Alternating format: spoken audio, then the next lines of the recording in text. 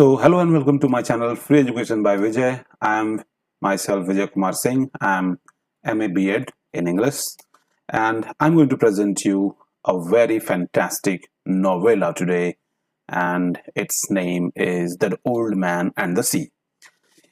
ये जो नॉवेला है ये नॉवेल से कैसे अलग होता है और शॉर्ट स्टोरी से कैसे अलग होता है, सिंपल भाषा में अगर कहा जाए तो नॉवेला वो होता है जो नॉवेल से थोड़ा सा छोटा होता है, जिसमें डिटेलिंग्स नॉवेल से थोड़ी कम होती हैं एंड शॉर्ट स्टोरी से थोड़ी ज़्यादा होती हैं। तो आप समझ सकते हैं, शॉर्ट स्टोरी से थोड़ा बड़ा और नॉवेल से थोड़ा छोटा। तो ऑब्वियसली छोटा हो जाता है इन द कॉन्टेक्स्ट, ज़्यादा डिटेल्स इसमें कैरेक्टराइजेशन पे नहीं होता है। You have got your own ideas to actually जज द कैरेक्टर, इस तरह का कुछ इसमें फीचर्स होते हैं।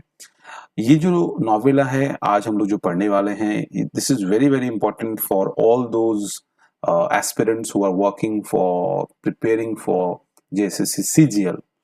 उनके लिए, खास करके जिन्होंने पेपर 2 में इंग्लिश लिया है, उनके लिए मैं ये वीडियो बना रहा हूँ और इस नॉवेला को लेके आया हूँ। तो चलिए बिना देर किए वो स्टार्ट करते हैं। So first of all starting with about the author. तो देखिए इसे लिखा है अर्नेस्ट हेमिंग्वे ने, जो कि एक अमेरिकन राइटर थे। तो देखते हैं उनकी थोड़ी सी लाइफ के बारे में थोड़ा जान लेते हैं, बिकॉज क्वेश्चंस जो हैं ऑलवेज जो हैं वो कहीं ना कहीं राइटर से रिलेटेड आते ही हैं। तो इसलिए उनके बारे में थोड़ा हम लोगों को जान लेना ज्यादा अच्छा रहेगा। तो चलिए बिना देरी किए शुरू करते हैं। This is brief biography of Ernest Hemingway. Ernest Hemingway grew up outside a suburb of Chicago. तो शिकागो के आउटसाइड सबर्ब मतलब हम लोग बोल सकते हैं बाहरी इलाके में उनका जन्म हुआ था। And he spent summers with his family in rural Michigan. तो उस जमाने में, अभी मिशिगन तो काफी डेवलप्ड हो चुका है, अमेरिका का मिशिगन शहर बहुत डेवलप हो चुका है, काफी एडवांस हो चुका है, बट उस जमाने में जब उनका जन्म हुआ था तो वो रूरल एरिया जो था मिशिगन, वहां पर वो अपना समर जो है अपनी फैमिली के साथ बिताते थे। After high school he got a job writing for the Kansas City Star. ये कोई ये तो जर्नल था मे बी, जिसके लिए वो लिखना शुरू किए थे, कानसास सिटी स्टार के लिए। And but left the star after only 6 months to join the red cross ambulance corps during world war 1। लेकिन उनको ये रास नहीं आया और वो उन्होंने कानसास सिटी स्टार जो मैगजीन थी उसको बस 6 महीने के बाद छोड़ दिया और उन्होंने रेड क्रॉस एम्बुलेंस जो कॉर्प्स होता है, जो खास करके उस समय वर्ल्ड वॉर 1 शुरू हो गया था, तो उसमें ज्वाइन कर लिया। क्योंकि हर एक आदमी के अंदर देशभक्ति होती है, तो इसके मन में भी देशभक्ति कहीं ना कहीं थी और इसीलिए वो देश के लिए कुछ करना चाहते थे और इसलिए उन्होंने मैगजीन में लिखना छोड़ करके एक red cross ambulance corps join कर लिया वर्ल्ड वॉर 1 के दौरान। और वहां पर उनको इंजरी भी हुई। He got injured and awarded the silver medal of military valor। तो कहीं ना कहीं देश के लिए सेवा करते हुए उनको इंजरी भी हुई और इसीलिए उनको जो है सिल्वर मेडल जो है बहादुरी के लिए, मिलिट्री वैलर जो होता है यानी कि मिलिट्री में बहादुरी के लिए उनको सिल्वर मेडल जो है वो उनकी कंट्री की तरफ से उनको मिला। Afterwards, he lived in Ontario and Chicago where he met his first wife। उसके बाद उन्होंने अपना जीवन जो है ओंटारियो और शिकागो में बिताया, जहां पर उनकी मुलाकात उनकी पहली वाइफ से होती है। मैं बता दूं कि उन्होंने अपने लाइफ में टोटल 4 शादियां की थी। तो उसमें से ये जो पहली पत्नी है जिनका नाम है हैडली रिचर्डसन, उनसे उनकी मुलाकात जो है यहीं शिकागो ओंटारियो में हुई थी। इन 1921 दे मूव टू पेरिस। वहां से फिर वो लोग फ्रांस चले गए, पेरिस चले गए, where he began a long friendship with F Scott Fitzgerald and other expatriate American writers of the lost generation.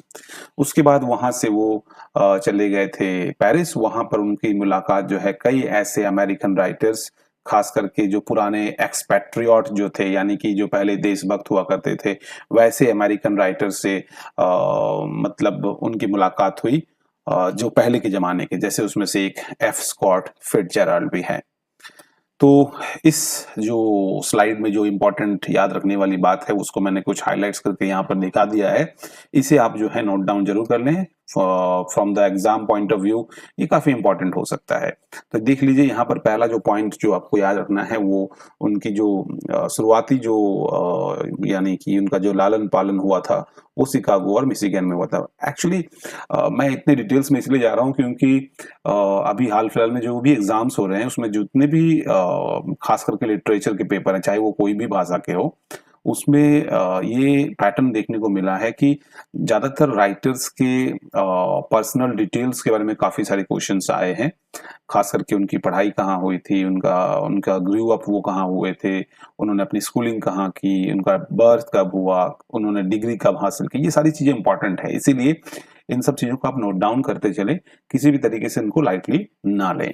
Second point जो है जो ये है कि उन्होंने फर्स्ट वर्ल्ड वॉर के दौरान उन्होंने red cross ambulance corps join किया था, खास करके वो जो कांसास सिटी स्टार मैगजीन है उसको छोड़ करके, where he was enjoyed and award the silver medal for military valour. उनकी 4 पत्नियां थी जैसा कि मैंने आपको बताया, जिसमें से पहली पत्नी का नाम था Hadley Richardson, you must remember it, जिनसे उनकी मुलाकात जो है वो शिकागो और ओंटारियो में हुई थी। अब थोड़ा सा और आगे बढ़ते हैं उनकी लाइफ के बारे में। After the 1926 publication of his first novel, तो उनका जो पहला नॉवल था, ये भी कभी कभी क्वेश्चंस आता है स्टूडेंट्स की, which was the first novel of Ernest Hemingway. तो उसमें आपको ये याद रखना है कि अर्नेस्ट हेमिंगवे का जो फर्स्ट नॉवल था वो था the sun also rises. Hemingway ने इसके बाद ये जो पहला नॉवल लिखा, उसके बाद उन्होंने डाइवोर्स ले लिया अपनी पहली पत्नी हेडली से और उन्होंने शादी की अरकानसास नेटिव, अरकानसास जगह का नाम है, वहां की रहने वाली पॉलिन पीफेफर से, पॉलिन पीफेफर। मूव टू फ्लोरिडा, और उसके बाद वो फ्लोरिडा चले गए उनके साथ रहने के लिए। हेमिंगवेज फादर कमिट सुसाइड इन 1928। देखिए ये गजब की उनकी लाइफ है, आपको बाद में पता चलेगा मैं क्या बता रहा हूं। हेमिंगवे के पापा ने सुसाइड किया था 1928 में, खुद को उन्होंने गोली मार ली थी, हेमिंगवे के पापा ने। और आपको मैं अभी बता देता हूं ताकि आपको याद रहे, हेमिंगवे ने भी अपने आप को मार करके अपना जान लिया था, यानी कि उनकी भी डेथ जो है वो खुद से उन्होंने अपने आप को गोली मार के ली थी। तो दोनों की सिमिलैरिटी देखिए, पता नहीं पापा और बेटे को ऐसी क्या समस्या आ गई थी। खैर जो भी हो, during the Spanish civil war, Spain में जब सिविल वॉर चल रहे थे तो हेमिंगवे को फिर आखिरकार मूव टू स्पेन, तो वो स्पेन चले गए थे फिर से एक बार वॉर कॉरेस्पॉन्डेंट, यानी कि वॉर में जो शामिल हो रहे थे उनकी सेवा करने के लिए, because he was an quite A V can say patriot writer, so A job which inspired his famous 1939 novel.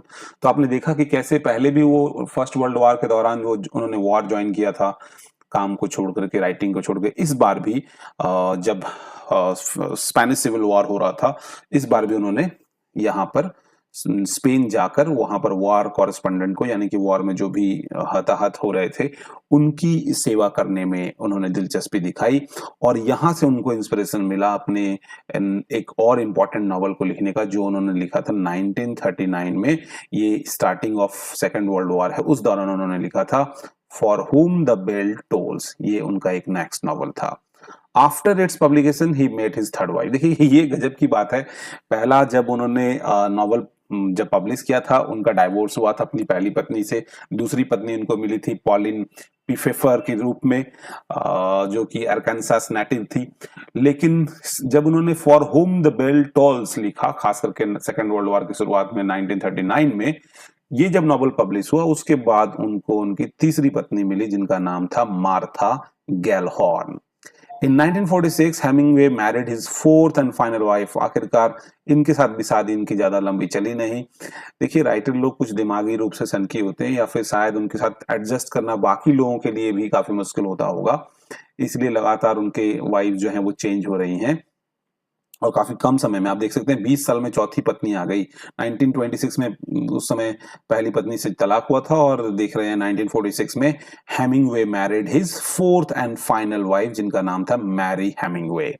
And the couple spend the next 14 years. इनके साथ इनकी जो लाइफ थी वो थोड़ा ज्यादा लंबे समय तक चली और इन्होंने अपना ज्यादातर समय जो है क्यूबा में बताया था। Please students mark this place, इस प्लेस को याद रखेंगे। क्यूबा में अर्नेस्ट हेमिंग्वे ने अपनी चौथी वाइफ मैरी हेमिंग्वे के साथ लगभग 14 साल बिताए थे क्यूबा में।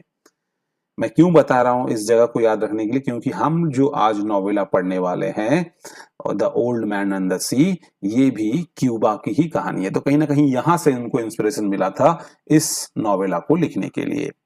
After a final move to Idaho, Hemingway took his own life in 1961. But मैंने कहा ना, ये काफी डिस्टर्ब हो गए होंगे अपने फादर की तरह। Maybe there was some kind of issues. अब वो पर्सनल हो सकते हैं, प्रोफेशनल हो सकते हैं, whatever maybe the reason we don't know, but he took his own life. और कैसे उन्होंने लिया था ये नहीं लिखा हुआ, इन्होंने ये नहीं लिखा है कि गोली मार के ली थी, बट उन्होंने अपना जीवन जो है खुद ही लिया था, यानी कि उन्होंने आत्महत्या की थी। He committed suicide by some means or other, living behind his wife and 3 sons। अपने पीछे उनके 3 बच्चे थे जो उनको छोड़ के गए। तो इस स्लाइड में जो इंपॉर्टेंट बात याद रखने वाली बातें हैं उसको मैंने यहाँ पर मार्क डाउन कर दिया है, आप इसे अपना नोटबुक में नोट डाउन कर सकते हैं, ठीक है। तो after the 1926 publication of his first novel the sun also rises, ये उनका फर्स्ट नॉवल था। ये क्वेश्चन आ सकता है कि उनका फर्स्ट नॉवल क्या था अर्नेस्ट हेमिंग्वे का। उन्होंने अपनी पत्नी से डाइवोर्स लिया। उन्होंने अपनी सेकंड वाइफ जो कि अरकानसास नेटिव थी, जिनका नाम पॉलिन पेफेफर था, उनके साथ वो फ्लोरिडा रहने चले गए थे। तो सेकंड वाइफ के साथ फ्लोरिडा रहने चले गए थे। In 1939 he publish his novel for whom the bell tolls. तो इस नॉवल को जो है उन्होंने पब्लिश किया था 1939 में, जब सेकंड वर्ल्ड वॉर शुरू हुआ था। और ये पब्लिश होने के बाद ही उनको तीसरी पत्नी मिली, मार्था गैलहॉर्न के रूप में। In 1946 he married his full and fourth and final wife, जिसका नाम था मैरी हेमिंग्वे, जिसके साथ उन्होंने 14 लॉन्ग ईयर्स जो हैं कहां बिताए थे? You must remember Cuba, because ये हमारी जो नॉवेला है that is also set near around that place, Cuba. Now अब हम लोग बात करने जा रहे हैं धीरे धीरे, लाइफ उनकी बात हम लोगों ने डिस्कस कर ली अर्नेस्ट हेमिंग्वे के बारे में। अगर आपसे क्वेश्चंस पूछे जाएंगे तो आई होप कि आप आंसर्स कर पाएंगे। अब हम लोग बात करने वाले हैं historical context of the old man and the sea, मतलब कैसे ये old man and the sea लिखने का ख्याल अर्नेस्ट हेमिंग्वे के अंदर आया, उसका क्या बैकग्राउंड है, कहां से उनको ये इंस्पिरेशन मिला। तो मैंने आपको बताया कि वो 14 इयर्स अपनी फोर्थ वाइफ के साथ रह रहे थे क्यूबा में इन late 1940s। Late 1940s means 1947 से आप 49 बोल सकते हैं। तो ये जो पीरियड है ये लेट 1940s हम लोग कह सकते हैं। One of the Hemingway's favourite pastime was fishing in his boat. देखिए अब धीरे धीरे हमारे नोवेला की तरफ हम लोग बढ़ रहे हैं।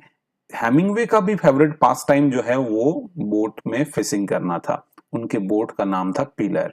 तो ये क्वेश्चन आ सकता है दोस्तों, अगर किसी को टफ क्वेश्चन सेट करना है तो एग्जामिनर सेट कर सकता है कि बात बताइए कि अर्नेस्ट हेमिंग्वे का फेवरेट पास टाइम क्या था, या फिर इस तरह के क्वेश्चन आ सकते हैं कि tell me the name of Ernest Hemingway's fishing boat. Fishing boat का क्या नाम था अर्नेस्ट हेमिंग्वे का?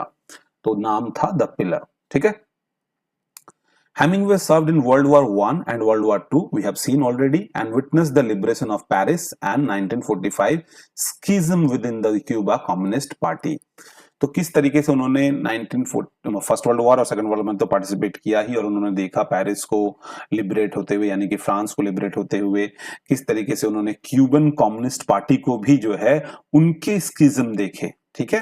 स्किज्म का मतलब हो सकता है कि divided means the party got divided due to different opinion. जो पार्टी है वो डिवाइड हो गई अलग अलग ओपिनियन के कारण, और वो बंट गई पार्टी। तो उसने क्यूबन कम्युनिस्ट पार्टी को भी बंटते हुए देखा विचारों के मतभेद के कारण। Having viewed death and hardship in many forms, तो उन्होंने मौत को और कठिनाइयों को काफी अलग अलग रूप में देखा। Hemingway's feeling of disillusionment was only magnified by his 10 year struggle with writing that proceeded the publication of the old man and the sea. तो हेमिंग्वे काफी दुखी उदास रहने लगे, और काफी लंबा समय उनको लगा 1939 से फिर काफी लंबा समय लगा, 10 साल लगभग वो स्ट्रगल करते रहे लिखने के लिए, और आखिरकार 10 साल तक संघर्ष करने के बाद उन्होंने ये जो नॉवेला है the old man and the sea लिखा था। तो ये था इनका historical background. So I hope student यहाँ पर जो इंपॉर्टेंट पॉइंट्स हैं वो आपने नोट डाउन कर लिए होंगे कि उनके फिशिंग बोट का नाम क्या था, उनका फेवरेट पास टाइम क्या था। I have already done it in red 1945 में जो स्किज्म हुआ था, यानी कि क्यूबन कम्युनिस्ट पार्टी का जो डिवीजन हुआ था because of the difference in their thinking, वो हुआ था। पेरिस का लिबरेशन उन्होंने देखा था, वर्ल्ड वार 1 में उन्होंने पार्टिसिपेट किया था, वर्ल्ड वार 2 में उन्होंने सर्व किया था, साथ ही साथ 10 ईयर स्ट्रगल उनको लंबा समय लगा, तब जाके कहीं ये old man and the sea novella तक वो पहुंच पाए। आगे बढ़ते हैं बिना देर किए हुए हम लोग जो हैं ओल्ड मैन एंड द सी पढ़ना शुरू करते हैं। सबसे पहले ओल्ड मैन एंड द सी के बारे में कुछ इंपॉर्टेंट फैक्ट्स जो कि डायरेक्ट क्वेश्चंस आ सकते हैं, उनको जान लेना जरूरी है। तो टाइटल तो है the old man and the sea. By the title, आपके टाइटल के नाम से ही पता चल सकता है कि एक बूढ़ा व्यक्ति है और एक समुंदर है। निश्चित तौर पे ये जो बूढ़ा व्यक्ति है ये एक फिशरमैन है। कब लिखा गया था? ये 1941 में लिखा गया था। आपको याद होगा 1939 में उन्होंने एक नॉवेल लिखा था। आपको बताना है, मैं आपको छोड़ के जा रहा हूं, और आपको बताना है कि वो नॉवेल का नाम क्या था। ये कहाँ लिखा गया था? क्यूबा में। पब्लिश कब हुआ था? जस्ट एक साल के बाद 1952 में। लिटरेरी पीरियड की बात की जाए तो ऑब्वियसली 20th सेंचुरी में लिखा गया, तो ये मॉडर्निज्म है 20th सेंचुरी में। फिक्शन, अगर जेनर की बात की जाए तो फिक्शन तो है ही, मतलब ये कोई रियलिटी कहानी नहीं है, लेकिन ये नोवेला भी है। And I have already discussed about novella, what is novella. Parable भी है, अब वही पैराबल इसी को बोल सकते हैं, ठीक है। सेटिंग की अगर बात की जाए कि ये नॉवल कहाँ बेस्ड है, कौन से जगह के बारे में बेस्ड है, तो 1940s ए फिशिंग विलेज नियर हवाना, क्यूबा। हवाना एक जगह का नाम है जो क्यूबा में है। And the waters of the gulf of Mexico, और गल्फ ऑफ मैक्सिको जो है वहीं के बारे में है। अगर इस नोवेला में अगर कोई विलन है तो वो कौन है? एक बड़ा सा मार्लिन मछली और शार्क मछलियां। पॉइंट ऑफ व्यू की अगर बात की जाए तो थर्ड पर्सन में लिखा गया है। ये आता है कई बार, किस पॉइंट ऑफ व्यू में लिखा गया है? Although largely limited to Santiago's point of view, हालांकि सैंटियागो का पॉइंट ऑफ व्यू भी बहुत ज्यादा इसमें दिखाया गया है। तो मैंने इंपॉर्टेंट बातें यहाँ पर लिख दी हैं, आप इन सबको बिल्कुल अपने कॉपी में जरूर नोट डाउन कर लें। This will help you a lot. So without wasting any time, let's move on the next slide. Next slide में हम लोग बात करेंगे कि आखिर उनको कौन कौन से अवार्ड मिले थे। The old man and the sea was the last major work of fiction Hemingway wrote. तो ये लास्ट फिक्शन था जो उन्होंने लिखा था, और इसी बुक की वजह से, old man and the sea की वजह से उनको मिला था Pulitzer award. This is very very important, that's why I just marked it in red. You must remember this by any means. उनको पुलिटिजर अवार्ड मिला था 1953 में, just because of this novella, and contributed to Hemingway's selection for the Nobel prize in 1954। और उनको देखिए अगले ही साल 1954 में भी उनको नोबेल प्राइज मिला था। And this novella also did a great job to provide him the Nobel prize in 1954। तो इस नोवेल का भी बहुत इंपॉर्टेंट योगदान था। तो ये यहाँ पर मैंने इंपॉर्टेंट पॉइंट्स नोट डाउन कर दिए हैं, यू मस्ट रिमेंबर इट। तो चलिए अब शुरू करते हैं बिना देर किए हुए। काफी मैंने बैकग्राउंड दिया, देखिए स्टूडेंट्स काफी जरूरी था, कई आपको ऐसे वीडियोस मिलेंगे जहां पर डायरेक्ट समरीज बताई दी जाती हैं, बट उससे ज्यादा important exam point of view से राइटर के बैकग्राउंड के बारे में, नॉवल के बैकग्राउंड के बारे में, नॉवल के जेनर के बारे में, उसके लैंग्वेज, उसकी पब्लिशिंग डेट, उसकी रिटन, ये सब सारी चीजें इंपॉर्टेंट होती हैं। तो हम लोगों ने जितने भी स्लाइड्स अभी तक देखे हैं वो काफी इंपॉर्टेंट थे। और अब बढ़ते हैं हम लोग समरी की तरफ, क्योंकि समटाइम्स स्टोरी के अंदर भी क्या क्या हुआ है इससे भी रिलेटेड क्वेश्चंस, फैक्ट क्वेश्चंस आ सकते हैं। So without wasting any time, let's start the summary of this, The Old Man and the Sea. Quite a fantastic, novella. On the coast of Cuba near Havana, an old widowed fisherman named Santiago has been unable to catch a fish for 84 days.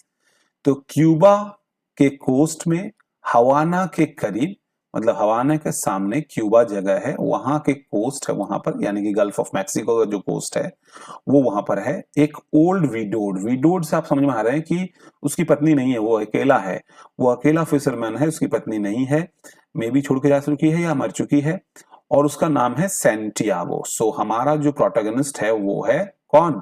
Santiago, ठीक है। हमारे protagonist का नाम क्या है? Santiago.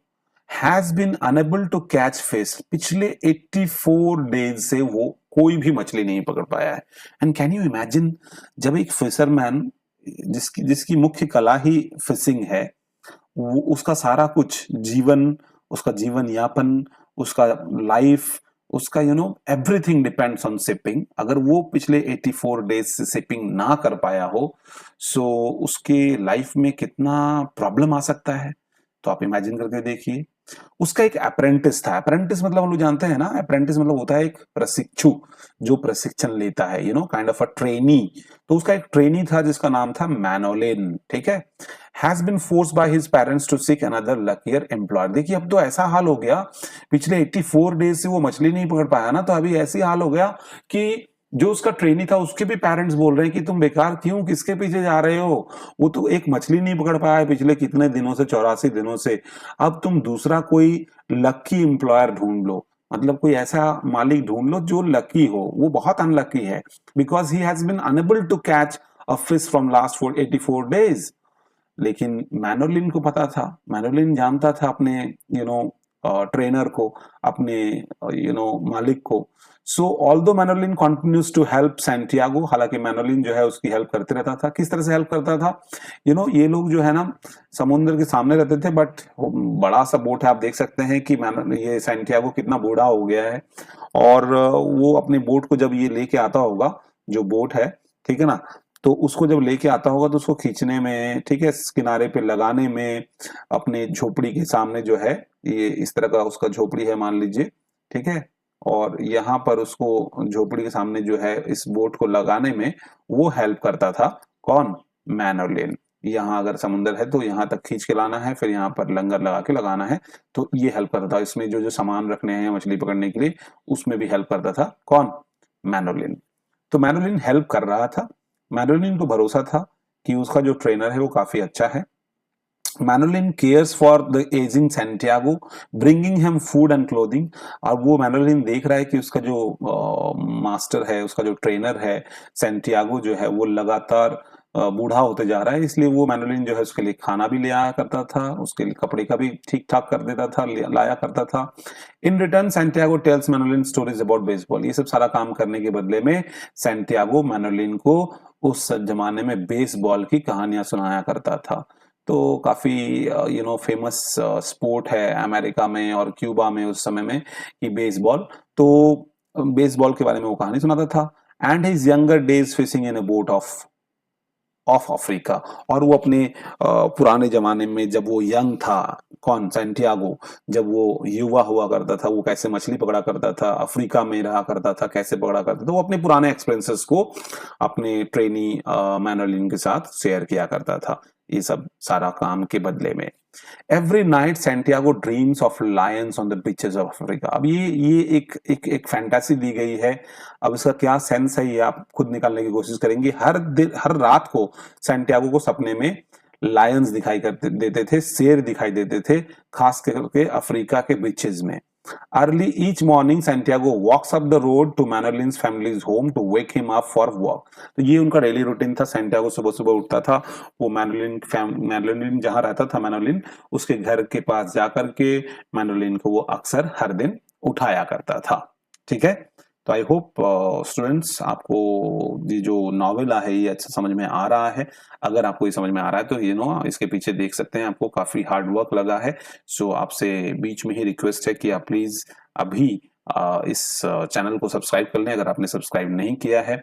और अगर ये वीडियो आपको अच्छा लग रहा है तो प्लीज लाइक करें, और अगर किसी तरह के क्वेश्चंस या सजेशंस हैं तो प्लीज कमेंट बॉक्स में जरूर लिखें। I will be quite happy to hear your suggestions and advices and your comments. Thank you. चलिए आगे बढ़ते हैं। The Old Man and the Sea is the story of an epic struggle between an old seasoned fisherman. तो ये जो Old Man and the Sea है ना, एक शानदार स्ट्रगल की कहानी है। एक बूढ़े, काफी सीजन्ड, मतलब हम लोग बोल सकते हैं कि सीजन्ड कस्टमर मतलब क्या होता है? पेशेवर जिसको हम लोग बोल सकते हैं, वो एक पेशेवर फिशरमैन था। ऐसा नहीं था कि वो मतलब कभी कभी जाता था, वो लगातार अक्सर जाया करता था किसी भी मौसम में, because he was fisherman and fisherman, most of the fisherman are always seasoned, they are expert. और ऐसे भी ये बूढ़ा हो चुका था, तो so he has got lot of experience in fishing and the greatest catch of his life. तो ये जो है ना, उसका जिंदगी का सबसे बड़ा कैच हम लोग बोल सकते हैं, जिंदगी का सबसे बड़ा जो उन्होंने कभी एक दिन में पकड़ा हो, उस वो घटना जो है उसके बारे में एक कहानी है, कैसे उन्होंने स्ट्रगल किया, कैसे क्या कुछ हुआ। फॉर 84 डेज सेंटियागो जो है 84 दिनों तक वो एक भी मछली नहीं पकड़ पाया था। ये सेंटियागो जो था एक बूढ़ा क्यूबन फिशरमैन था, क्यूबा का आदमी है इसलिए क्यूबन बोला गया है। Has set out to sea and return empty handed. तो लगभग 84 दिनों तक लगातार वो समुद्र में जाता था और खाली हाथ आता था, कुछ भी बड़ा वो पकड़ नहीं पा रहा था। So conspicuously unlucky is he that the parents of his young devoted apprentice and friend Manolin have forced the boy to leave the old man in order to fish in a more prosperous boat। और इसीलिए आखिर ना चाहते हुए भी, और इतना कॉन्स्पिशियसली unlucky, इतना भयंकर रूप से जो है ये अनलकी था कि मैनोलिन के जो पेरेंट्स थे वो भी मैनोलिन को क्या बोल रहे थे कि आपको अब ना कोई दूसरा मालिक ढूंढ लेना चाहिए जो थोड़ा सा क्या हो, लकी हो। ठीक है, क्योंकि ये तो मछली पकड़ नहीं पा रहा है, आप तो क्लियरली देख पा रहे हो। कॉन्स्पिशियसली मतलब हम लोग बोल सकते हैं क्लियरली, तो आप देख पा रहे हो कि ये क्लियरली अनलकी फिशरमैन है। तो इसीलिए मैनोलिन के पेरेंट्स बोल रहे थे कि आप तो इतने डिवोटेड अप्रेंटिस हो, है ना, बहुत डिवोटेड था मैनोलिन, तो उसको उसके पेरेंट्स फोर्स कर रहे थे कि तुम उस बूढ़े आदमी का पीछा छोड़ो, है ना, और जाओ, मछली पकड़ना है तो किसी प्रॉस्परस बोट में जाओ। प्रॉस्परस मतलब जिसके पास सब कुछ हो, सुख समृद्धि हो, हर दिन मछली पकड़ता हो, काफी लकी हो, इस वैसे किसी मास्टर के पास जाओ जो तुम्हें सिखा भी सकेगा। ये क्या सिखाएगा जो खुद ही 84 दिन से नहीं कुछ पकड़ा है। तो इस तरह का सजेशन मैनोलिन, ये है हमारा मैनोलिन, इसको उसके पेरेंट्स दे रहे थे। Nevertheless, the boy continues to care for the old man upon his return each night। लेकिन कोई बात नहीं, लड़का जो है वो अभी भी उस बूढ़े आदमी का केयर करता है। जब भी वो बूढ़ा आदमी आता है समुद्र से वापस, भले ही वो खाली हाथ क्यों ना आता हो सेंटियागो, फिर भी जो मैनोलिन था वो अक्सर उसका देखभाल किया करता था हर रात को। He helps the old man tote his gear to his ramshackle hut. तो टोट हिज गियर मतलब सारा सामान जो है लेकर के आना। मैंने आपको बताया था पिछली स्लाइड में कि कैसे सामान या बोट या जो सारी चीजें हैं उसको किस तरीके से रैमसैकल हर्ट, रैमसैकल मतलब वो जो मैंने झोपड़ी दिखाई थी, एक तरह से सैकल, वही हर्ट जो छोटा सा झोपड़ी है वहां तक खींच के लाने में, और वहां तक लेके आने में मैनोलिन हेल्प करता था, साथ ही साथ उसके लिए खाना सिक्योर करने में, खाना बनाने में। And discusses the latest development in American baseball, और अमेरिकन बेसबॉल के बारे में भी इन दोनों के बीच में डिस्कस होता था। Specially the trials of the old man's hero, खास करके उन दिनों में बेसबॉल में कुछ ट्रायल होने वाला था, और बूढ़े लोगों का जो हीरो था उसका नाम था जो डी मैगियो। ये काफी फेमस बेसबॉल प्लेयर था उस जमाने में और काफी पसंद करते थे लोग। सेंटियागो का फेवरेट था।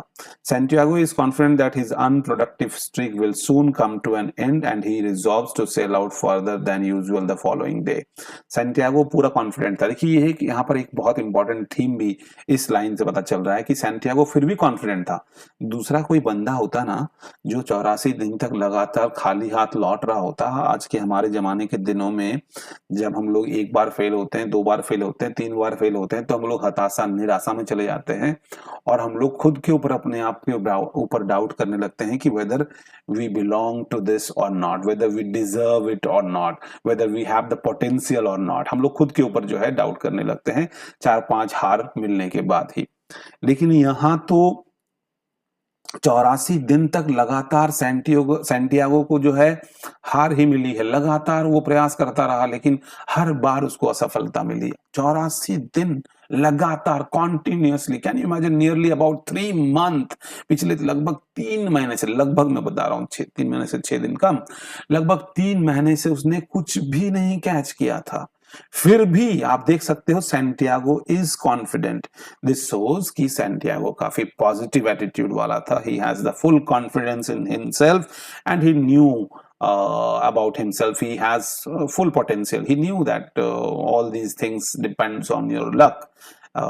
Whether he was working quite hard but still he was not getting the result, it all totally depends on luck. तो इसलिए मानना पड़ेगा यहाँ से एक पॉजिटिव जो है एक एटीट्यूड जो है वो हमें सीखने को मिल रहा है कि सैंटियागो जब 84 दिन तक लगातार कुछ नहीं कैच करने के बाद भी इतना कॉन्फिडेंट था, तो फिर हम क्यों 2-4 हार के बाद जो है अपने ऊपर डाउट करना शुरू कर देते हैं। तो एक अच्छा थीम यहाँ पर आपको देखने को मिला। And his unproductive streak will soon come to end. उसे पूरा भरोसा था कि ये जो अनप्रोडक्टिव स्ट्रीक है, स्ट्रीक मतलब लगातार चले आ रहा एक पैटर्न जो है वो जरूर टूटेगा, और वो जब वो पैटर्न टूटेगा तो उसे कुछ बड़ा हासिल होगा। और उसने रिजॉल्व लिया, उसने निश्चय किया। देखिए खड़े होकर सोच रहा है कि कल मैं जाऊंगा थोड़ा और, बाकी दिनों में जितना दूर जाता हूं थोड़ा और ज्यादा दूर जाऊंगा। अपने अपने जो बोट है उसको मैं थोड़ा सा और दूर लेके जाऊंगा, थोड़ा सा और अंदर तक जाऊंगा समुद्र में। चलिए आगे बढ़ते हैं। On the 85th day of his unlucky streak, तो आखिरकार आज है वो 85वां दिन, 85th day. Santiago does as promise. Santiago ने जो प्रॉमिस किया था, जो रिजोल्यूशन लिया था, उसने वैसा ही किया। Sailing his skiff far beyond the island shallow coastal water. Skiff मतलब वही बोट को स्कीफ बोला जा रहा है, ठीक है ना, उसी बोट का स्कीफ नाम है। स्कीफ इसलिए बोला जाता है, छोटा सा बोट रहता है, 2 लोगों के बैठने की जगह रहती है, बहुत ज्यादा बड़ा बोट नहीं होता है। उसने दूर जो है अपना स्कीफ जो है वो लेके गया। And venturing into the gulf stream, तो गल्फ ऑफ मैक्सिको की बात हो रही थी, तो वही गल्फ स्ट्रीम में वो काफी दूर तक चला गया। वेंचरिंग मतलब इधर उधर ढूंढना, मंडराना, भटकना। He prepares his lines and drops them. Prepares his line मतलब देखिए यहाँ पर एक लाइन है, ठीक है, मैं आपको यहाँ पर बना के दिखाता हूँ कि ऐसा नहीं है कि वो एकली सिर्फ जो है एक मतलब डालता था। यहाँ एक हुक डाल दिया, इसमें कोई बेट्स उसने लगा दिया, दूसरा जो है फिर यहाँ पर थोड़ा नीचे तक उसने एक बेट्स यहाँ पर लगा दिया, मतलब बेट मतलब प्रलोभन, मछलियां जिससे आएंगी, फिर इस तरह से उसने यहाँ लगा दिया, और फिर इस तरह से इसने यहाँ लगा दिया। ये इस तरीके से जो हैंग करता था वो अपने यू नो लाइन्स को, लाइन मतलब रस्सियां, उनको ड्रॉप कर दिया उसने। एट नून, दोपहर के समय, एक बड़ी मछली जो है which he knows is a marlin. Marlin मछली का देखिए यही है मार्लिन मछली, जिसके आगे का बहुत ही पॉइंटेड होता है, और ये मछलियां काफी बड़ी होती हैं, ठीक है ना, लगभग 5 फीट से शुरू होकर वो 15-15, 20-20 फीट तक लंबी हो सकती है, काफी बड़ी हो सकती है, ठीक है ना, और काफी वजन हो सकता है, टन में भी वजन हो सकता है, कम से कम मतलब 20-20 किलो से शुरू होकर 100 किलो की भी हो सकती है।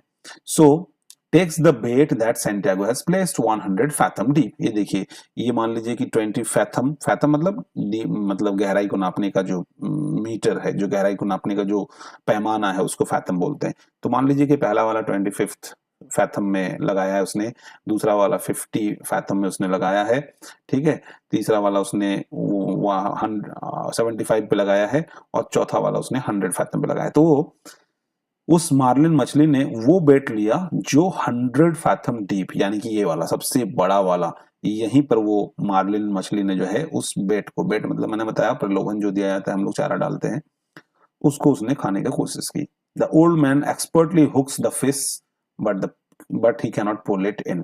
तो आखिरकार ये जो हुक्स द फिश मतलब इस तरह का हुक होता है जो जिसको खाने से उसके मछली का जो मुंह है उसमें गड़ जाता है और वो यहाँ पर फंस जाता है। ऐसा हो भी गया, लेकिन मछली इतनी बड़ी थी, ये जो मार्लिन, ठीक है ना, मार्लिन मछली जो है वो इतनी बड़ी थी कि वो खींच नहीं पा रहा था सैंटियागो। काफी बूढ़ा भी था Santiago. Instead the fish begins to pull the boat. और ये क्या खींचेगा, ये जो इसके यहाँ पर हुक तो लग गया, लेकिन ये मार्लिन मछली ही बोट को खींचना शुरू कर दी। Instead the fish begin to pull the boat. Unable to tie the line fast to the boat for fear the fish would snap it taut line। तो उसे लगा कि भाई अगर कहीं खींचेंगे लाइन मतलब रस्सी को अगर खींचेंगे तो कहीं डर के मारे फिश जो है वो कहीं झटका उटका ना लेना शुरू कर दे, है ना, या भागने की कोशिश ना करे, या फिर कहीं उसको जो है रस्सी खींचातानी ना करे। और इतना बड़ा मछली है और खींचातानी करेगा तो शायद वो प्रॉब्लम में आ सकता है। The old man bears the strain of the line with his shoulders back, तो उसने उस रस्सी को कस करके पकड़ा, अपना कंधा उसका दर्द कर रहा है, उसका बैक पेन कर रहा है, उसके हैंड की पूरी ताकत लगा दी है और वो अपने हाथ से भी उसको पकड़ा हुआ, यहाँ तो टांगा ही था, यहाँ पर वो आके अपने हाथ से भी इसको उसने पकड़ के रखा था। Ready to give slack should the marlin make run, और उसने सोचा भी था कि जैसे ही मार्लिन दौड़ने की कोशिश करेगा तो वो उसे जो है जोर से खींचेगा, है ना, इस तरह से वो खींचेगा या उसके ऊपर जो है अटैक करेगा, किसी तरह से खींच के उसको सामने लाएगा। But the fish pulls the boat all through the day, लेकिन इसने जाने दिया, अभी कुछ भी वो डिस्टर्ब नहीं कर रहा है।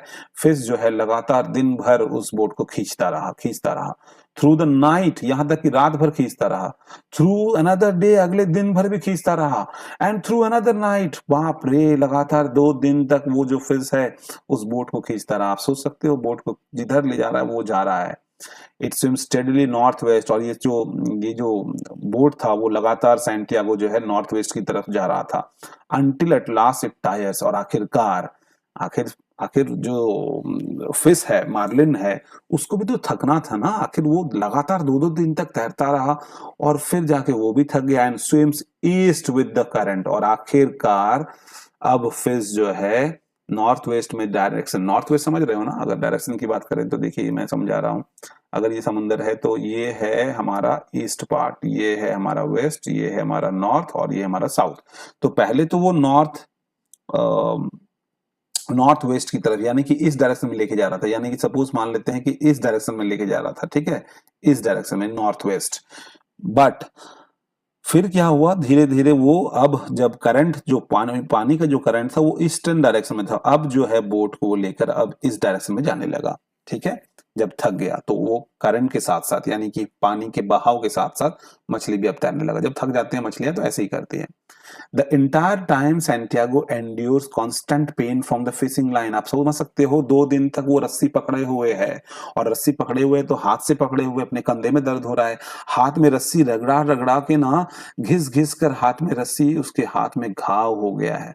Whenever the fish lunges, leaps or make a dash for freedom, जब भी मछली जो है आगे की तरफ छलांग मारता है, आगे की तरफ झुकता है, ऊपर की तरफ छलांग मारता है, या आगे की तरफ तेजी से डैश करता है आजादी पाने के लिए, तो वो कॉर्ड वो सैंटियागो को बहुत बुरी तरीके से काटता है। कॉर्ड मतलब वही लाइन जो हम लोग बोल रहे थे, वही रस्सी जो है वो सैंटियागो क्योंकि हाथ से पकड़ा हुआ था उसको काटता, और नहीं पकड़ेगा तो हो सकता है कि शायद वो मछली इतना ताकतवर था, इतनी मजबूत था कि वो शायद जो लैच जहां पर ये बंधा हुआ है वो भी खोल के खींच के ले जाता। इसलिए वो जो रस्सी से वो पकड़ा हुआ था उसके हाथ में पूरा जो है फोर्स लग रहा था और उसका हाथ जो है उस कॉर्ड से कट रहा था, बहुत बुरी तरीके से उसका हाथ कट गया था। Although wounded and weary the old man feels a deep empathy, हालांकि वो घायल हो गया था, हालांकि वो थक गया था लगातार 2-2 दिन तक रस्सी पकड़े हुए, लेकिन फिर भी उसके अंदर बहुत एम्पैथी था। एम्पैथी मतलब क्या होता है, अपने आप को किसी दूसरे के सिचुएशन में डाल करके अपने उसकी उसकी पीड़ा को महसूस करना, वो एम्पैथी हम लोग बोल सकते हैं। तो उसके अंदर एम्पैथी था उस फिश को लेकर, and admiration for the marlin, और देखिए मार्लिन के लिए एडमायरेशन भी था, उसकी प्रशंसा भी वो कर रहा था।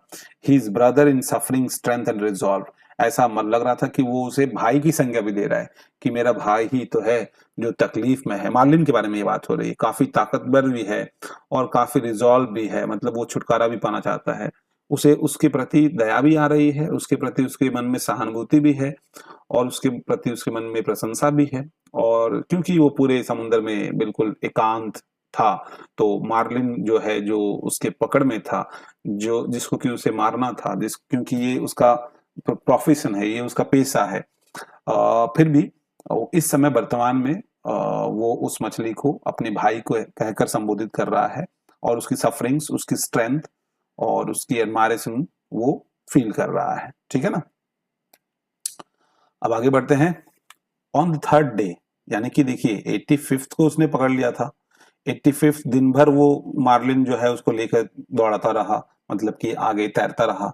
86 को भी दिन भर तैरता रहा, मतलब 85th का दिन रात, 86 का दिन, 86 की रात।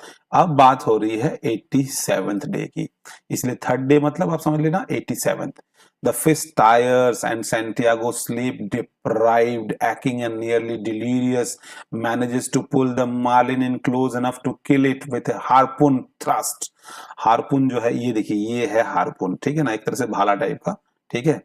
तो थर्ड डे में फिश जो है वो थक गया। सैंटियागो जो है, जो स्लिप डिप्राइव्ड मतलब नींद से वंचित था, सो तो नहीं पाया था। अगर सोएगा था तो वो तो फिर मुश्किल में पड़ जाता, वो तो मार्लिन शायद निकल जाता उसके चंगुल में। काफी दर्द में भी था, उसके हाथ में घाव हो गया था। नियर डिलीरियस, काफी एकदम उसको एकदम नशा जैसा छा गया था, बिकॉज नींद नहीं आई थी, काफी कमजोर फील कर रहा था। लेकिन फिर भी वो किसी तरीके से मार्लिन को धीरे धीरे धीरे धीरे सामने खींच रहा है, यानी कि रस्सी को धीरे धीरे वो क्या कर रहा है, खींच रहा, ताकि वो उसकी जो डेप्थ थी, मैंने आपको बताया था कितना 100 फैथम से खींच खींच के वो ऊपर ले आ रहा है धीरे धीरे, ताकि सामने आएगा तब ना वो उसको किसी तरह से इसके सहारे से, हार्पून के सहारे से जोर से इसको भौंकेगा और फिर इसको मार देगा। ठीक है। Dead beside the skiff the marlin is the largest Santiago has ever seen. Dead beside the skiff मतलब बिल्कुल स्कीफ के पास, स्कीफ मैंने आपको बताया था वो जो उसका बोट है, ये स्कीफ है। इस स्कीफ के सामने में मार्लिन जब बाहर निकला ना, और एक बार उसने जो छलांग लगाया मार्लिन ने, तब सैंटियागो ने देखा कि इसके जैसा सैंटियागो ने इतना लार्जेस्ट मछली आज तक कभी जीवन में नहीं देखा था। इतना एजेड हो गया है देखिए सैंटियागो, फिर भी उसने आज तक कभी इतना लार्जेस्ट मार्लिन फिश नहीं देखा था। He lashes it to his boat, उसने जो है अपनी बोट की तरफ खींचा। Raises the small mast यहाँ पर एक छोटा सा कपड़ा वाला मास्ट होगा जिससे कि इसका स्पीड जो है तेज हो जाए, और उसने जो है अपनी बोट की स्पीड तेज कर दी।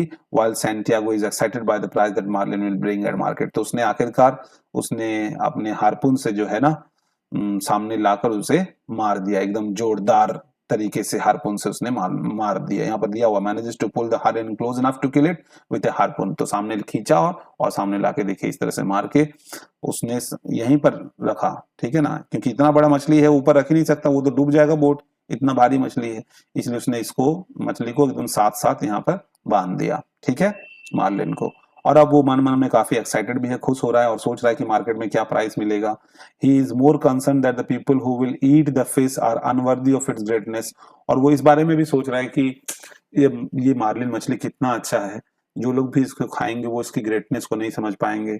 इतना बड़ा मार्लिन जो है आज तक जब मैंने नहीं देखा, वो कहां से देखे होंगे, इस तरह की ख्याल उसके मन में आ रहे हैं। As Santiago sails on with the fish, the marlin's blood leaves a trail in the water and attracts shark. जब सैंटियागो अपने घर की तरफ आगे बढ़ रहा था, sails on with the fish, marlin का जो ब्लड निकला, क्योंकि इसने हार्पून भोगा था, तो उससे जो ब्लड निकला ना, उससे आखिरकार शार्क का काफी नाक काफी तेज होता है, वो लोग ब्लड को काफी बहुत जल्दी अट्रैक्ट हो जाते हैं ब्लड को पा करके, और उसके जो खून के निशान थे वो पीछे छूटते चले जा रहे थे, और इससे शार्क को न्योता मिल रहा था, शार्क को मतलब एक तरह से बेट मिल रहा था उनके पास आने का।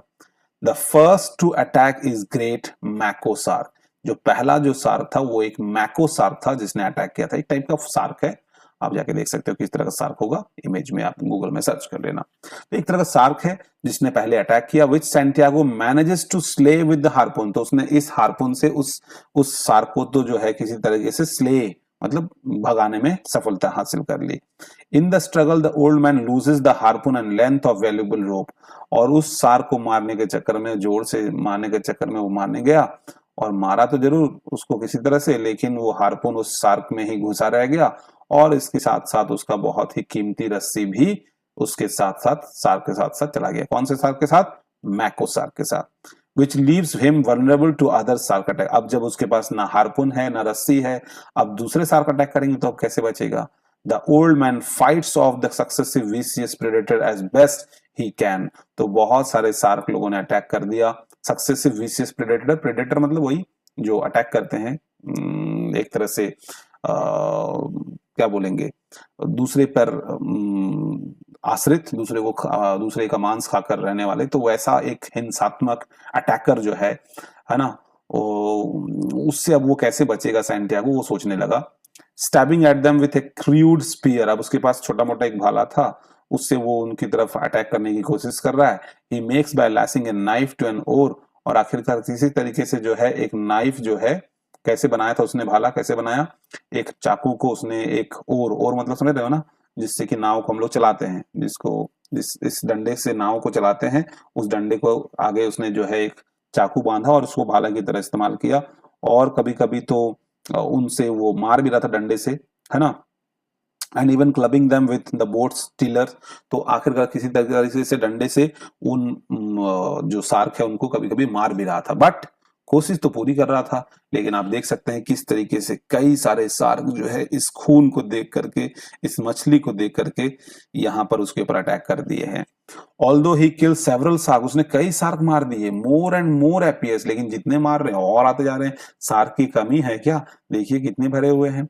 And by the time night falls, और जैसे ही रात हो गई, तीसरी रात यानी कि 87th की जो तीसरी रात है, Santiago's continued fight against the scavengers is useless. Scavengers मतलब होता है मांसाहारी, है ना, किसी तरीके से जो है उनके साथ वो लड़ रहा था, लेकिन सारा उसकी लड़ाई यूजलेस हो गई, क्योंकि they devour the marlin's precious meat. Marlin का जो प्रीसियस मीट था, मैक्सिमम एक एक अगर चबक्का भी वो लोग लेंगे ना, एक एक बाइट भी वो लोग ले रहे थे, तो काफी मांस लेते जा रहे थे और काफी मात्रा में वो टूट पड़े थे। और because it was tied to the side of the boat, काफी क्लोजली जो है वो साइड में बांधा हुआ था, तो उनके लिए काफी आसानी से जो है वो मतलब बाइट ले रहे थे, और जिसकी वजह से उसका प्रीसियस जो मीट था मार्लिन का वो धीरे धीरे खत्म हो रहा था लगभग।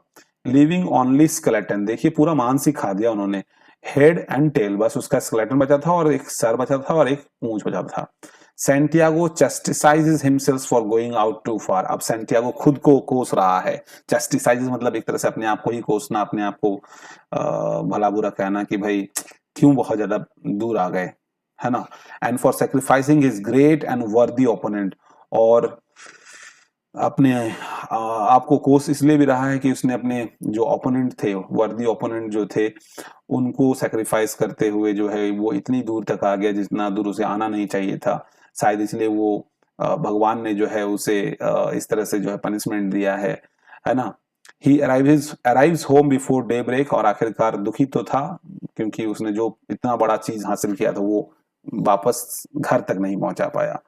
वो सुबह सुबह वो घर पहुंचा, stumbles back to his shack, किसी तरीके से लड़खड़ाते हुए अपने सैक तक, अपने झोपड़ी तक वो पहुंचा, बिकॉज थक गया था, पिछले 3 दिन से सोया नहीं था। एंड स्लीप्स वेरी डीपली, और जाके जब सोया ना तो पता ही नहीं चला अगली सुबह कब हो गई। The next morning, a crowd of amazed fishermen gathers around the skeletal carcass of the fish. अगले दिन सुबह जैसे ही उस बोट के सामने सब लोग ने देखा कि इतना बड़ा स्केलेटन, इतना बड़ा जो कंकाल था उस फिश का, कैरकस, कैरकस मतलब लाश का, ठीक है, फिश के लाश का इतना बड़ा स्केलेटल जो कैरकस था, इतना बड़ा जो ढांचा था उसके स्केलेटन का, वो सारे देख करके बाकी जो मछुआरे थे वो पूरा सामने घेर लिया उसने उन लोगों ने उस बोट को, which is still lashed to the boat, वो अभी भी बोट के साथ बंधा हुआ था। Knowing nothing of the old man struggle, किसी को कुछ नहीं पता था कि इस ओल्ड आदमी ने कितना स्ट्रगल किया था। Tourists at a nearby cafe observe the remains of the giant marlin and mistake it for a shark. और जो आसपास के जो भी टूरिस्ट थे वो उस कैरकस को देख रहे थे, उस स्केलेटल कैरकस को देख रहे थे, उस स्केलेटन को देख रहे थे, तो वो लोग गलत समझ रहे थे, वो लोग उसे जायंट मार्लिन की जगह वो लोग शार्क का स्केलेटन समझ रहे थे। मैनुलिन who has been worried sick over the old man's absence, मैनुलिन पिछले 3 दिन से लगातार आ रहा था सैंटियागो के घर, लेकिन सैंटियागो से उसकी मुलाकात नहीं हो पा रही थी, तो वो काफी वरिड भी था, है ना, और काफी टेंशन में था कि आखिर वो बूढ़ा आदमी एब्सेंस है, मतलब नहीं था। Is move to tears when he find Santiago safe in his bed, तब उसे डर लग रहा था कि पता नहीं सैंटियागो के साथ क्या हुआ है, और इसलिए उसकी आंखों से आंसू निकल आए जब उसने सैंटियागो को देखा बेड में लेटे हुए। The boy fetches the old man some coffee, देख रहे हैं कितना अनकंडीशनल लव है। आजकल कहाँ होता है ऐसे ट्रेनी जो अपने ट्रेनर से इतना प्यार करते हैं बिना कोई कारण के, जस्ट इसलिए कि उनसे कुछ सीखने को मिलेगा, सिर्फ सीखने की लालसा में। आप देख सकते हैं the boy is so innocent, the boy is so genuine, the boy is so truthful. वो जो है उस बूढ़े आदमी के लिए कुछ कॉफी लेके आता है and daily papers with the baseball scores, जानता है कि जो उस सैंटियागो को पसंद है वो सारी चीजें वो डेली पेपर्स लेके आता है ताकि उसमें बेसबॉल के स्कोर्स देखने को मिले। एंड वॉचेज हिम स्लीप, और उसे आकर देखता है सोते हुए। When the old man wakes the two agrees to fish as partners once more, तो आखिरकार जब सुबह बूढ़ा आदमी उठता है दोनों ही एग्री होते हैं to fish as partner once more, फिर से एक बार एक दूसरे का पार्टनर बनने के लिए, बिकॉज मैनोलिन को अब पता है कि वो बूढ़ा आदमी कोई ऐसे ही नौसिखिया फिशरमैन नहीं है। He has the guts, he has the ability, he has got all the potential to catch fishes. बस डिपेंड करता है लक के ऊपर। The old man returns to sleep and dreams his usual dream of lions at play on the beaches of Africa. और वो बूढ़ा आदमी वापस फिर सोने के लिए जाता है और वो फिर से वही यूजुअल सपना देखता है जो अक्सर दिखा करता था। क्या दिखा करता था?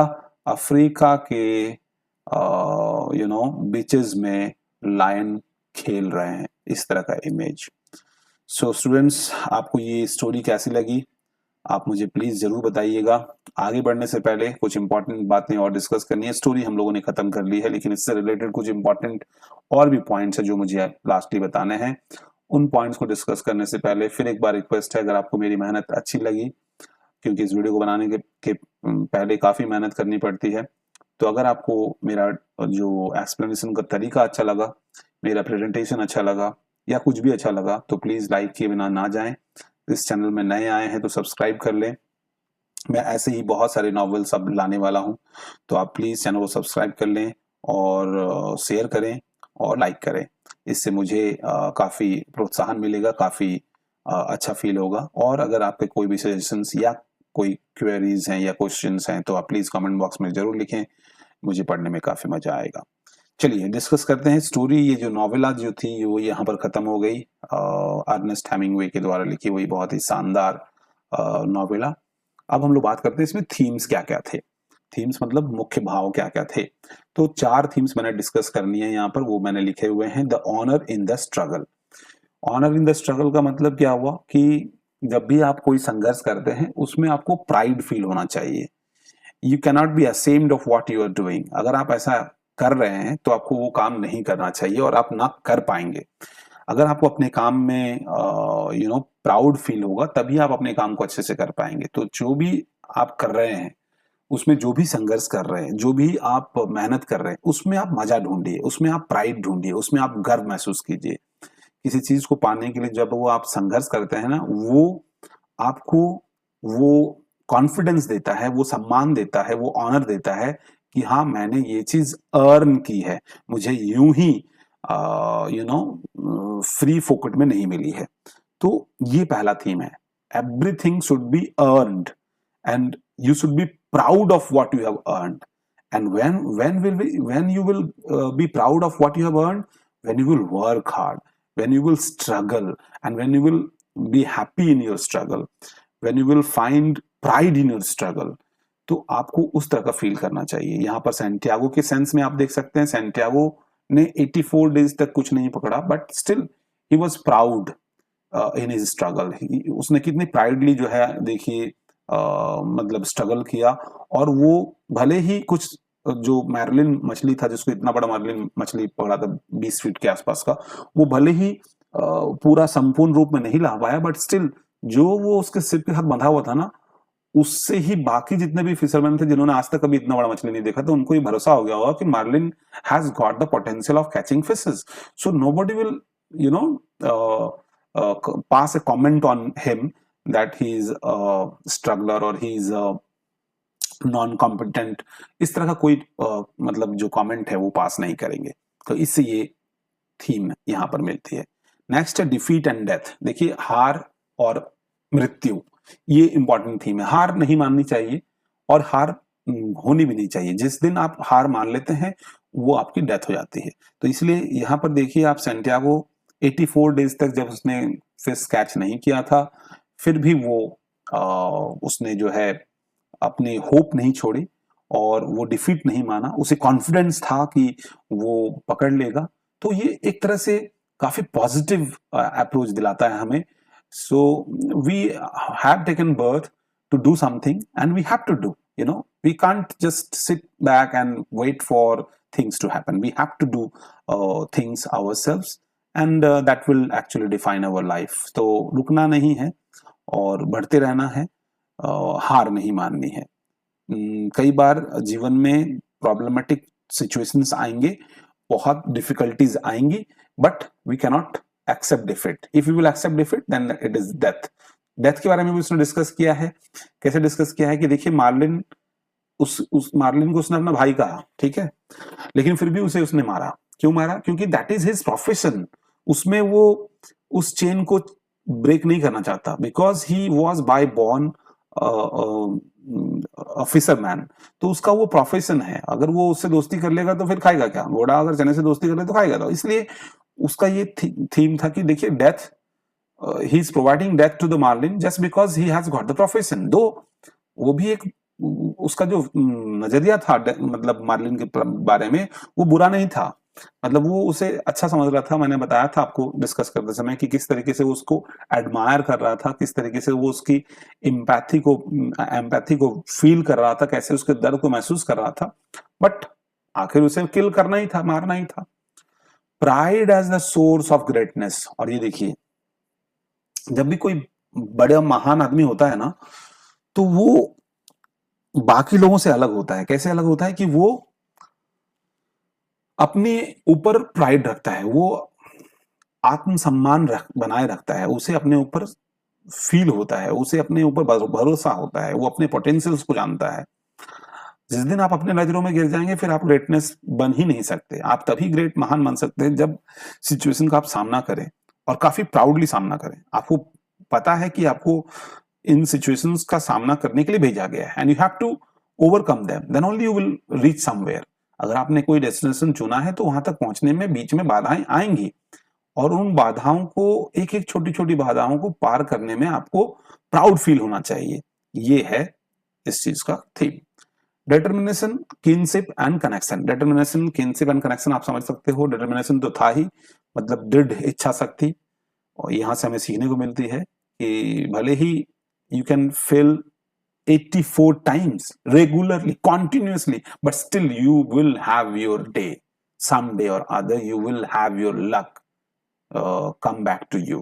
कभी ना कभी आपका लक वापस आएगा, और आप चाहे जितना भी हारे हुए क्यों ना हो, आपको हार माननी नहीं है, आपको झुकना नहीं है, आपको अपने पोटेंशियल पे भरोसा रखना है, दृढ़ इच्छा शक्ति रखोगे, कोई भी चीज पालोगे।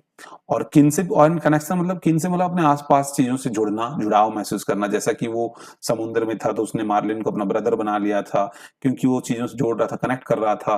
वो फीलिंग है उसके प्रति, मैनोलिन के प्रति उसकी जो फीलिंग्स थी, कैसे वो डिस्कस करता था उसके साथ, जो कनेक्शन था, जो उसने बॉन्डिंग बनाई थी, ये सारी चीजें थीम्स है यहाँ पर। ठीक है, हम लोग इस शानदार डिस्कशन के लास्ट तक पहुंच गए। Thanks for watching. I hope कि आपको ये जो वीडियो है पसंद आया होगा। मैंने अपनी पूरी कोशिश की है कि मैंने यहाँ पर आपको the old man and the sea को समझाने की, एंड आई होप कि आपको ये सेशन अच्छा लगा।